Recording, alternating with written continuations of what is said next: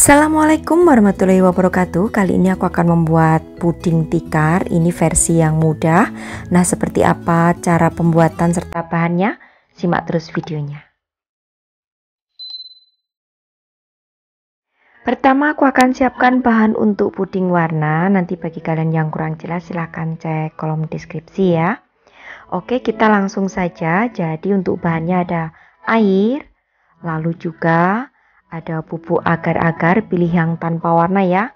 Menggunakannya hanya setengah sendok makan saja. Kemudian tambahkan Nutrijel yang rasa jeruk, setengah sendok makan juga. Lalu tambahkan dengan gula pasir kurang lebih 3 sendok makan. Selanjutnya supaya warnanya itu bisa ngejreng atau cantik akan aku tambahkan pewarna oranye. Selanjutnya akan aku masak hingga mendidih dengan menggunakan api yang sedang cenderung kecil.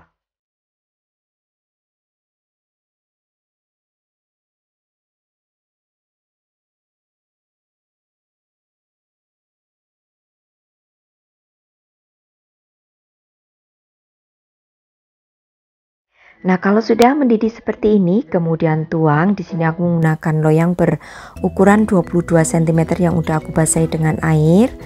Lalu tunggu hingga mengeras kurang lebih 1 jam. Nah, selanjutnya kalau sudah mengeras, akan aku keluarkan dari loyang. Kemudian akan aku potong memanjang tipis-tipis.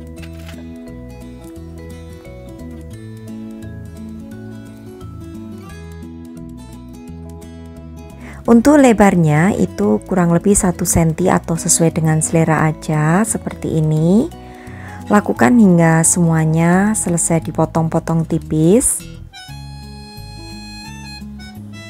Kemudian kalau sudah, sisihkan terlebih dahulu dan akan kita siapkan bahan untuk puding susu. Nah, ini udah aku tulis lengkap. Nanti bagi yang kurang jelas silahkan cek juga di kolom deskripsi. Oke, langsung aja. Jadi ada siapkan air ya, kemudian ada gula pasir, bubuk agar-agar, pilih yang tanpa warna. Jadi untuk takarannya itu 1 bungkus plus 1 sendok makan bubuk agar-agar tanpa warna. Lalu juga di sini tambahkan dengan bubuk Nutrijel. Nah, aku di sini menggunakan bubuk Nutrijelnya yang tanpa warna ya, atau tanpa rasa. Kemudian masukkan juga untuk susu kental manis 2 saset.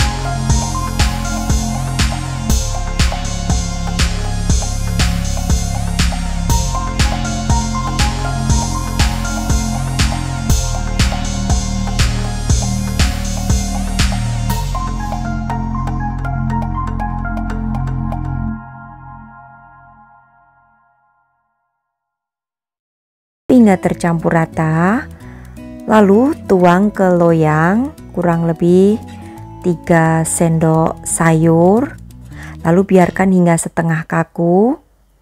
Kalau sudah setengah kaku, lalu tuang puding susu kurang lebih 2 sendok sayur dan biarkan lagi hingga setengah kaku. Nah, ini sudah setengah kaku ya. Kemudian akan aku tata untuk puding warnanya. Ditata selang-seling, kasih jarak kurang lebih jaraknya 2 cm. Kurang lebih untuk berjajarnya ini ada 8 ya puding warna. Jadi tata seperti yang aku contohkan, ikuti saja. Nah, kalau sudah seperti ini, kemudian tuang di atasnya dengan puding susu kurang lebih 2-3 sendok sayur, lalu biarkan kembali hingga setengah kaku. Kalau puding putihnya atau puding susunya sudah mengeras, kalian bisa panaskan lagi ya hingga mendidih. Nah, kalau sudah setengah kaku, kemudian letakkan kembali puding warna. Ini di sela-selanya ya, jadi letakkan tepat di atas puding putih, jangan di atas puding oranye, supaya nanti motifnya itu bisa selang-seling nampak. Jadi meletakkannya pas di atas puding susu. Nah, kalau sudah, biarkan lagi, tuang lagi puding susu, lalu biarkan setengah kaku dan lakukan kembali penyusunan seperti ini hingga kurang lebih 3 lapis ya untuk puding warnanya. Nah, ini kemudian yang terakhir susun lagi, lalu berikan kembali dengan puding susu dan biarkan hingga setengah kaku lagi. Jadi selang-seling supaya nanti motifnya itu tampak. Jangan ditumpuk ya, kalau puding warnanya ditumpuk nanti hasilnya tidak akan selang-seling, jadi harus di sela-selanya meletakkannya. Nah, ini sudah yang terakhir. Kemudian tuang semua sisa puding susu kurang lebih 3-4 sendok sayur, lalu biarkan hingga setengah kaku kembali.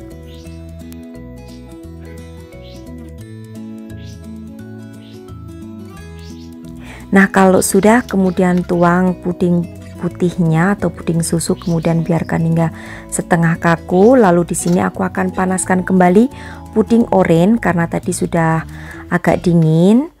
Lalu tuang di atas puding susu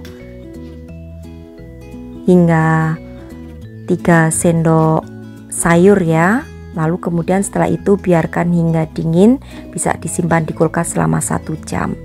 Nah, ini setelah 1 jam kemudian akan aku keluarkan dari cetakan atau dari loyang. Puding ini akan tampak cantik jika dipotong. Nah, seperti ini tampilan sebelum dipotong. Jadi motifnya sudah agak sedikit tampak. Nah, nanti juga akan aku potong supaya bisa terlihat ya motif di dalamnya.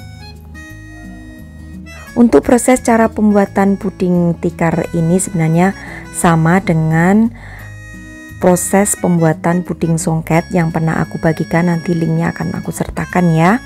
Nah, ini hanya versi yang sederhananya. Kemudian di sini aku akan potong biar kalian semua bisa lihat motif di dalamnya.